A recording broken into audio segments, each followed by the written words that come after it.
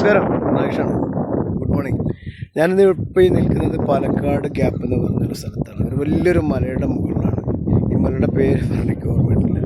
ഇത് പശ്ചിമഘട്ടത്തിനുള്ള ഇടയ്ക്കുള്ളൊരു ഗ്യാപ്പാണ്. അതുകൊണ്ടാണ് ഇതിനെ പാലക്കാട് ഗ്യാപ്പ് എന്ന് പറയുന്നത്.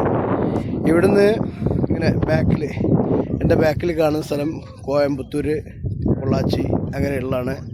പിന്നെ ഇത് നെല്ലിയാമ്പതി മലനിരകളാണ് കാണുന്നത്. നെല്ലിയാമ്പതി മലനിരകൾ നന്നായിട്ട് അത്ര വലിയ നമുക്ക് കാണാൻ പറ്റില്ല, ഒരു മൂടൽമഞ്ഞ് പോലെയുള്ളൊരു സംഭവമുണ്ട്.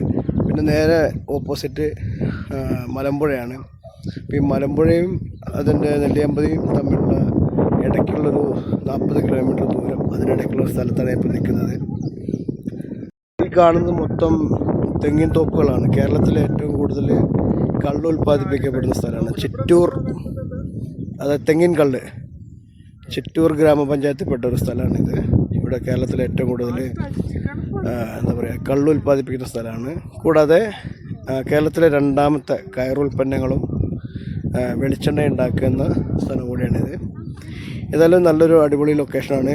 ഒരു വലിയൊരു മലയുടെ മുകളിലേക്ക് സ്റ്റെപ്പുകൾ കയറി വന്നിട്ടുള്ള സ്ഥലമാണ്. ഇതൊരു ചെക്ക് ഡാമാണെന്നാണ് പറഞ്ഞത്. ഇന്നത്തെ രാവിലത്തെ കാഴ്ചകൾ ഇങ്ങനെയാണ്. നന്ദി, നമസ്കാരം.